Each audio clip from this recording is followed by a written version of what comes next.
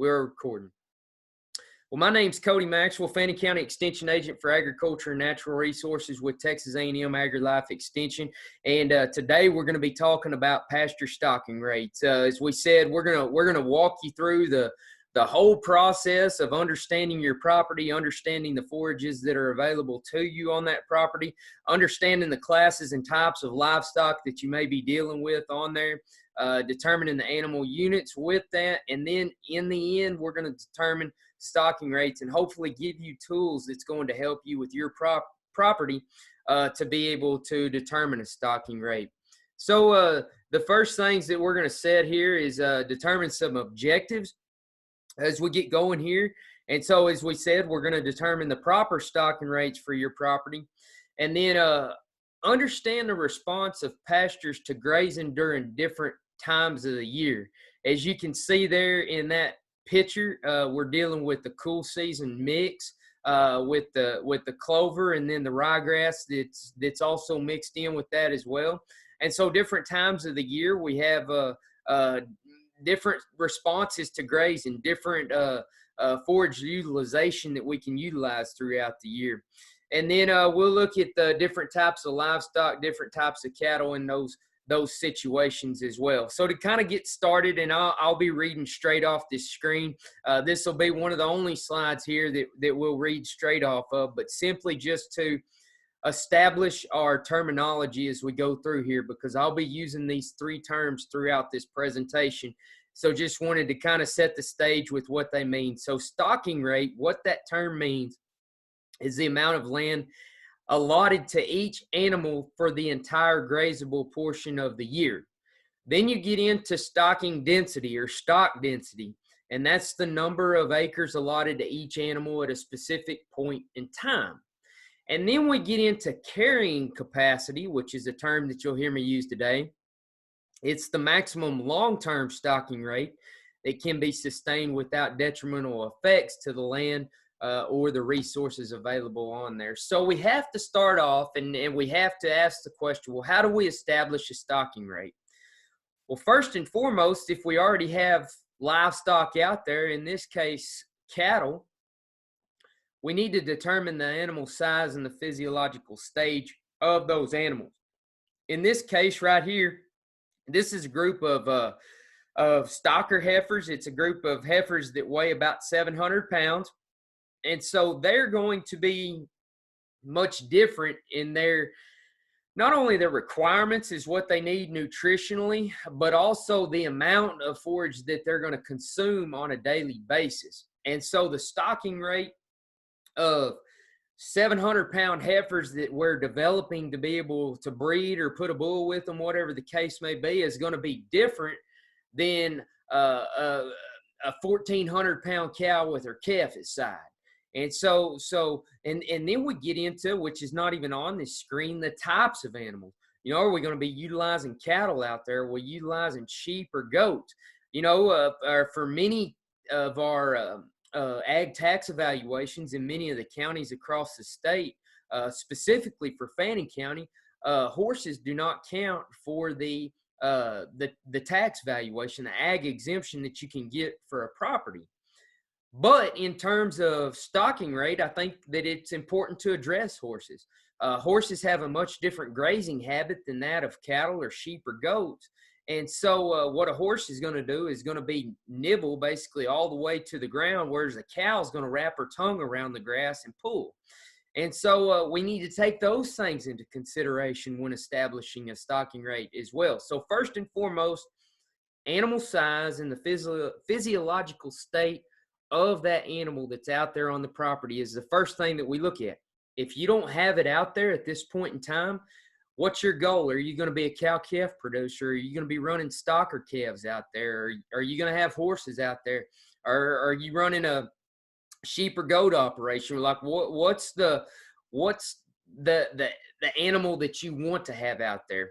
Because if we don't have them out there, we've got to have an end goal to determine how we're going to utilize that forage out there that's on the property. So I want to start off by talking about, you know, we've got to first and foremost, and hopefully everybody knows this. If you don't, I'm going to refer you to a website to utilize. But first and foremost, we have to determine the size of our pasture or ranch. If you're a landowner, then obviously you have that with the deed that you have on the property. You know that through your ag exemption that you possibly have on the property with the amount of acres that are devoted to agriculture. But if you don't know, or we get into some situations whenever we have lease property, somebody might say that they're leasing you 100 acres. Well, you go to this website in which I obtained this photo from right here, and which is the Soil Web survey, by the way. And at the end of this presentation, I'd like to be able to walk you through and show you how to use this website briefly. But if you lease, say, 100 acres from a person, but you're like, man, that just doesn't seem exactly like 100 acres. You can go on Soil Web survey. You can also go to Google Earth, and it's not going to be a 100% accurate size of that land, but it's going to get you pretty close to it. And so this is another way to determine how many acres that you're working with. So in this case right here, this specific property, and I'll be honest with you, I don't know if it's one property or if it's multiple properties here together. I just, for the sake of example, went to Soil Web survey. This photo was taken in Lamasco, Texas, and the area represented on this is 513.9 acres. And so if you look over on the left-hand side of the screen, we're going to see that in the acres represented right there, 513.9 acres. And so we first and foremost know that this particular pasture, this ranch that, for sake of example, that a person owns is that many acres. The next thing, once we determine the total amount of acreage that we have on a property, the next thing that we need to determine is the amount of grazeable acres that we have. For instance, on this place, I've gone in and shaded a portion of the wooded area that we have available there, and you can see that with the diagonal lines in the blue that are running across these trees in this particular spot. It represents 116.7 acres of trees right there. And so this would actually, if we were referencing this in the same place with the 513 acres that we looked at on the previous slide, we would have to minus out 116 acres because this land is not usable for agriculture production in terms of livestock production or hay production. What many of our agriculture tax evaluations, our ag exemptions are going to come off of is the agriculture land that's available for production agriculture. And in this case, this 116 acres would not be. So once we have our total amount of land, once we've determined the grazeable acres, the non-suitable area, the area that's not going to be usable for the livestock or for hay, and for that matter, we've got to subtract that out. We're going to walk through a whole ranch here in a little bit to show you ponds, trees, areas that don't have as good a grass, and we'll show you how all that works. But before we do, every single ranch and every single pasture is completely different. A person that lives on the east side of the county, you go back to some rainfall events that we've experienced over the last couple of years. I want to take you back to September the 23rd and 24th of 2018. Everybody remembers that 24-hour period in which we received a record rainfall in 24 hours. But people on the east side of the county were getting about 15 inches of rain. People on the north and northeast side of the county, there was people that saw 25 inches of rain during that one particular rainfall event. At times here recently, the west side of the county might get 2 inches of rain, where the east side of the county might just get an inch of rain. You look at the north and south, typically some people may say this isn't the case, but typically whenever you look at the radar, whenever you look at rainfall totals, Areas along the Red River typically get a little bit more. Whenever we have those rain systems that move through the Dallas-Fort Worth area, sometimes the southern part of Fannin County gets to take advantage of that because that rainfall event may stretch up to the southern part of the county, whereas the northern part may not get some. So the fact of the matter is, in all of that description, that every place and every section of the county, every section of North Texas, southern Oklahoma, all differs in rainfall. All of them also differ in forage production as well. Everybody manages their pastures differently. Some people, try to scrape by on the bare minimum of what they have to do, or they may not do anything out there. It may just be a free-for-all. And then some people are doing what we call intensely managing these pastures, where they're pulling a soil sample every year that we talked about on the last webinar. And they're fertilizing based off those soil samples and those soil test recommendations, fertilizer recommendations, to the T, and spending the most amount of money they can on a place. Well, obviously, that's going to increase our yield potential and our forage production on a place. So therefore, we have to state the fact that every place is different in the fact that it differs in forage production. All places differ in forage species as well. We're going to talk about our warm season perennial forage being our base forage here in a little bit, and then overseeding with winter pastures, or maybe we might be a person that utilizes just strictly an annual forage production system. And so within that, we can expect different types of forages to yield higher or lower, have a higher or lower yield potential. Then, of course, many places differ in the amount of brush acreage. We have some areas that have more dense brush coverage than others.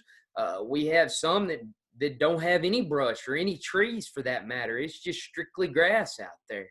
And so every single place is different. So you can't base your stocking rate off of my stocking rate.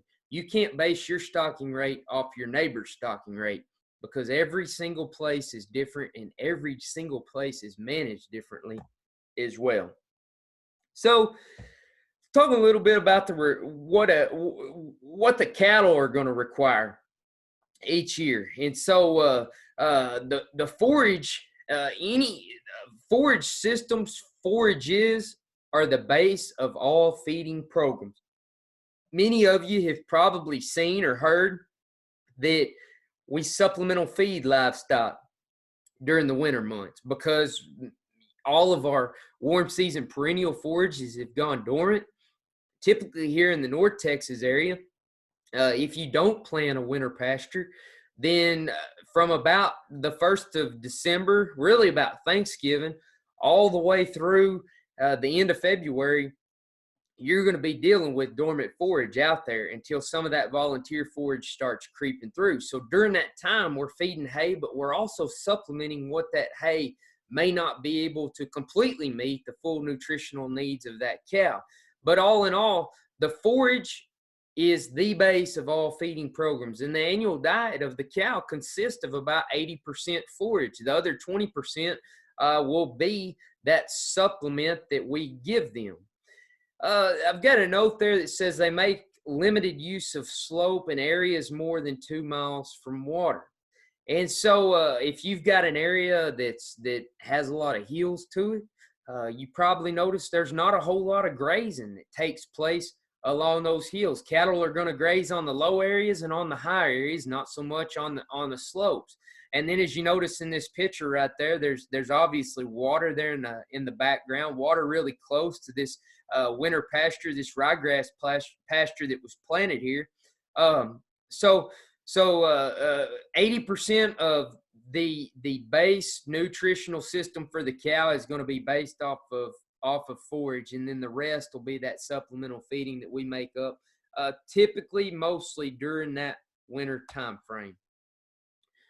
So we mentioned when you're determining the stocking rate, you want to subtract out some things. Again, this picture that is shown up here is that area, that completely wooded area, the 116.7 acres that you see.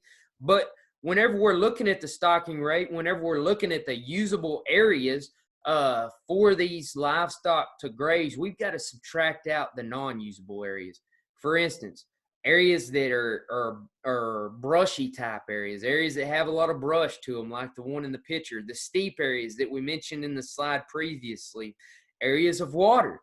You may have a pond or pool or stock tank, whatever you want to call it, that's an acre in size. Somebody may have one that's 20 acres in size. We've got some of those in this county. When you look at some of those conservation lakes that have been put in, some of those get up 20, 30 acres in size. Those are non-grazeable areas, so therefore they're non-usable to us as far as from a grazing standpoint in this case.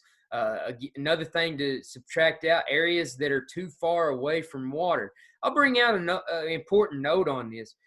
If you have areas that are the 2 miles away from water, as we mentioned in the previous slide, something that you might want to consider is making water available in those areas and potentially cross fencing those sections of pasture off, and that will allow you to increase your forage yield by rotating through those pastures, doing rotational grazing. Of course, that's another topic for another day that we'll be happy to visit with you about. But just a thought there when we look at those areas that are too far away from water. So, all right, here we go. We're going to walk you through a particular property here. This is not one in, and it's have no idea who owns this section of land right here, and not familiar if it's one piece of land or a part of a piece of land. But a very good example for us to look at right here. The slanted diagonal blue lines that you see across there, these were screenshots that were taken from the soil web survey. So here's our starting ranch right here, 628 acres. And as you can see, it's a great example because there's a lot going on right there. And wouldn't you like to have that lake that's on there? I can only imagine the amount of recreation that one can have on a sizable lake or sizable stock tank of that size. But nonetheless, 628 acres is what we're starting with. So I want you to go up there to that northwest corner, and I've got the whole property is going to be there on your left. And then if you look down in the bottom right-hand side of the screen, you're going to see this northwest corner that we've sectioned off. This is a usable area for us. And so what I'm going to do as we walk through this piece of property is we're going to look at the usable areas that are essential to us for grazing of livestock. So in that northwest corner, it's 8 acres. There again, we utilize soil web survey to be able to point out that is 8 acres. Then we're going to the west side. We're moving to the right of this property just a little bit to the west side of that stock tank that we have there. And that's going to be 254 acres that are usable for us. So we want to note that. Then we're moving over to the northeast corner in the east side of this bit large stock tank that we have. All of that land that you see sectioned off right there is usable for us. We can consider that land grazeable acreage. And so that represents 102 acres. And we're adding all of this together. So whenever we look at the property itself, we have designated in the area that we have deemed grazeable, there's 364 acres of what we would consider grazeable land here. Therefore, the rest of it would be non-usable. And that includes up in the top left-hand corner, the area of the trees that you see there, the bottom right-hand corner, the large area of trees that you see there, and then also this sizable stock tank that we have right in the middle of the photo are going to be non-usable or non-grazeable acres for us. And so basically a little over half of this property is going to be usable for us. And so it's really important because we can't look at this whole piece of property and say, well, we've got 628 acres, so we're going to base our stocking rate on that. If we do that, we're going to be overstocked and essentially be detrimental to the grasses that we have available to us out there because we're not paying attention to the grazeable acres that we have. So you heard me mention earlier forage base. what type of forage are we trying to utilize out there? Are we in a warm season perennial situation?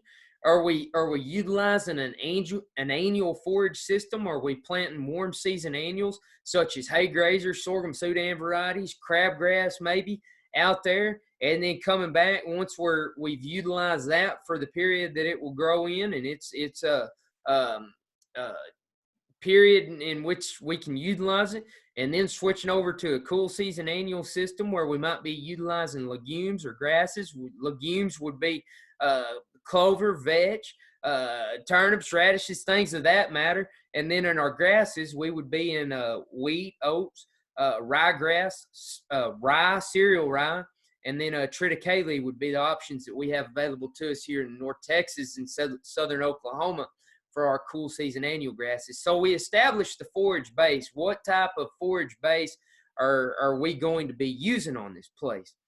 In the warm season perennial situation, and when we look at that, it being our base forage system, that's going to divide it up into Bermuda grass or native grasses. We had a webinar a couple of weeks back talking about establishing these grasses and maintaining these warm season perennial grasses, but it's a base of our forage system because it's going to be a perennial rather than an annual. All right, now going back to the livestock. We mentioned it in earlier on in the slides. Then we moved into talking about our grazeable acres that we have available to us. So now that we know that we have the grazeable acres set forth to us, now we need to determine the type of livestock that we have out there. So one animal unit is going to be a 1,000 pound cow and her calf. That designates one animal unit, and then we work from there. So the intake, daily intake of a 1,000 pound cow and her calf, the cow's going to be 2.6% of her body weight in forage is what she's going to consume. There again, that's a 1,000 pound cow. Ask yourself, what do your cows weigh? A lot of us, we don't have scales as we work those cattle and run them across the chute, but I can guarantee you those 1,000 pound cows that you're dealing with are probably your younger cows in the cow herd. You get into those mature cows, those 4 or 5 year old plus type cows. Many of us don't have 1,000 pound cows anymore. Our bottom end, our more moderate sized cow nowadays is more of a 1,250, 1,300 pound cow. So a lot of us are carrying these 1,200 to 1,500 pound cows out there in the pasture. So we have to make an adjustment. But this one animal unit is on a 2.6 consumption rate of forage on a daily basis equals 9,490 pounds. The math on a 1,400 pound cow at a 2.6% consumption rate of forage is going to be 36 pounds of forage on a daily basis versus 26 pounds of forage on that 1,000 pound cow, which equates to 13,140 pounds of forage that a 1,400 pound cow is going to intake over a year. Here's a chart here that was put out by a couple of guys from NRCS, as you'll note down at the bottom of there, that we'll give credit to for this chart right here. Very helpful chart. And I'll make note, if you need this slide presentation to have this, feel free to take a picture of that screen with your phone right now. But if you like the slide presentation, I can email it over to you afterwards. And also it'll be recorded and put on our YouTube channel. But you look, the beef cow's the base right there. That's one animal unit, a 1,000 pound cow. You can see the intake. You can see the annual forage intake. You move down the list there, and we get into the domestic sheep. The ewe roughly averages 130 pounds. We've probably got some that might be a little bit more than that now, possibly some that might be a little bit less. You can see the intake on a daily basis, and then the animal unit per head rather than one, as we saw with that 1,000 pound beef cow, we've got 0.18. And so when it gets into a stocking rate situation, we've got to make adjustments accordingly because of the size and weight of the animal that you would see that would be out there. You see the horse that's listed on there. A horse and a forage intake, forage consumption rate over a yearly period, you can see that it's quite a bit more than a cow there. As I mentioned, the grazing habits are a little bit different. And if you're in a wildlife management situation, you can move down there and see the native wildlife that we have. Don't have a lot of exotic wildlife situations here in Fannin County, but there are some for that matter, but also those are referenced on that as well. So we determine the animal unit, we determine the body weight of the animals, and then we determine how many we can put out there. Also, when we look at the different forage varieties, we have to understand the difference in production that we see with them.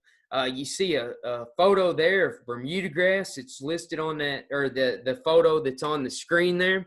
Bermuda grass, as we mentioned before in other webinars, responds very well to nitrogen fertilizer. And so we can alter the crude protein content. We can alter the production based on fertilization with the Bermuda grass.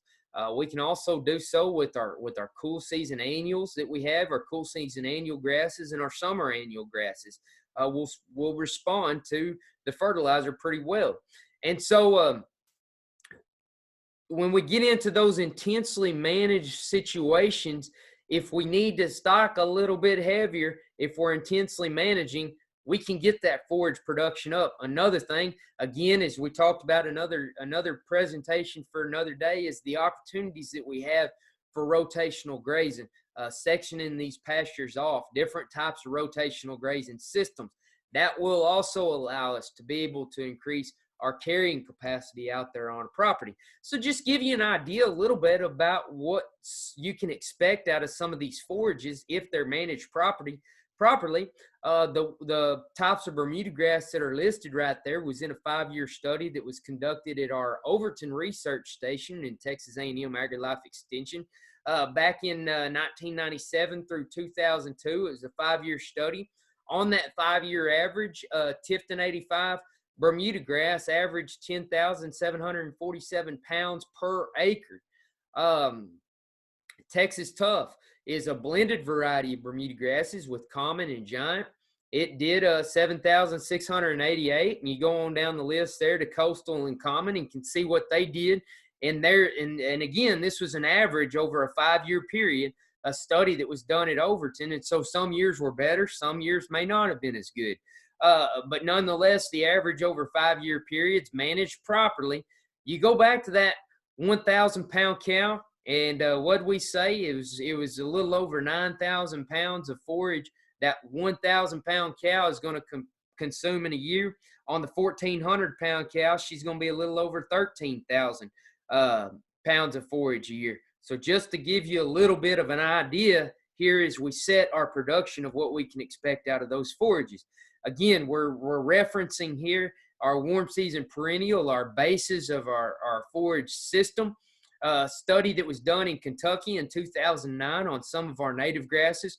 Big Blue Stem did 7,800 pounds per acre. Indian grass, 9,200 pounds per acre.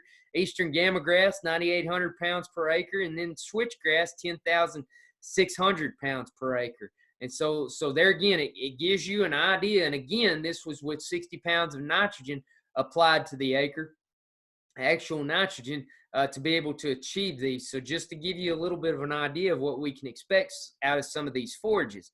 And very much the case, to get what it's the full potential of the production, the full yield potential of these forages, we have to be managing properly.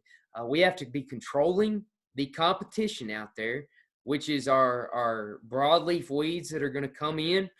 In some cases, our unwanted grasses that may come in and impose a sense of competition to our desirable grasses that we have out there. So we have to implement a weed control system, utilizing herbicides to be able to manage these grasses potentially. And then also, I can't stress enough that the most important thing that you can do for a property is soil test it and then fertilize based off those soil test recommendations if you're deficient in nutrients. So just so you can see right here the fertilizer effects that it can have on grasses. If you're deficient in nitrogen, if you just put out phosphorus and potassium. The photo on the left, as you can see, you're lacking in the green tint, and you're lacking in the growth. The photo on the right, if you just put down nitrogen and phosphorus or phosphate, you're going to get the green color. But when you put down a balanced fertilizer, when you fertilize off the soil test, there's what you get right there in the center. And you can see the amount of additional forage that this study was able to obtain off of fertilizing based off of the soil test, fertilizing with what they need. So we can't stress that enough. Just to kind of give you an idea, just by looking at the forage that you have on your property, where it stands in height, an idea of about how much pounds per acre of forage that you have out there at that point in time. You can see our short grass. That's going to be our Bermuda grass is down in that category. Tall grass, that's going to jump us up to the switchgrass and big blue stem, and our native grasses up there, and potentially some of our sorghum Sudan hay grazer varieties that we would have available. With 2 to 3 inches in height, you're going to have about 300 to 500 pounds of forage per acre out there. You get up to a foot tall or a little bit better, 1,200 to 1,500 pounds per acre. So you can just kind of see as the heights of the forage, how you can adjust. So, okay. And I'm going to give you some rules of thumbs here to look at. And this is just sight unseen on properties. And when we're talking with people, when they're describing to us their place, and they say, how many cows can my place handle, or how much livestock can my place handle? As I said, each place is different. Each place is managed different. Each place differs in the amount of rainfall that they get. But typically, whenever we're looking at these areas, an unmanaged Bermuda grass property is going to allow you to have 1.2, and that's basing it on that 1,200 pound cow. Because remember, I mentioned many of our mature cows are much larger than 1,000 pounds, more so in the 1,200 to 1,500 pound range.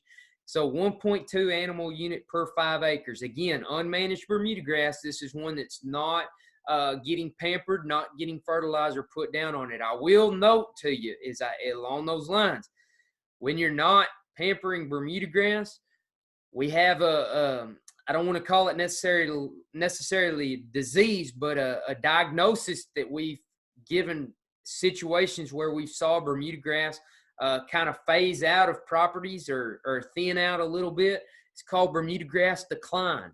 And if you're not managing Bermuda grass properly, we can get into some situations like that. Unmanaged native grasses, as you can see, Bermuda grass can tolerate more animals than native grasses can. 1.2 animal unit per 8 acres. Now we get into our intensely managed areas. Intensely managed Bermuda grass. This is going to be where you're doing weed control and fertilizing properly on there. 1.2 animal unit to about 3 acres. And there again, we want to make sure that our forage production is up there, and we're getting the desirable yield potential, as you saw in that study that I had referenced earlier from Overton, before we stock it pretty heavy. Managed native grasses, about 1.2 animal units per 6 acres. And that is the end of our presentation right here. And so what I'm going to do, if you'll hang tight with me here, I'm going to stop the recording.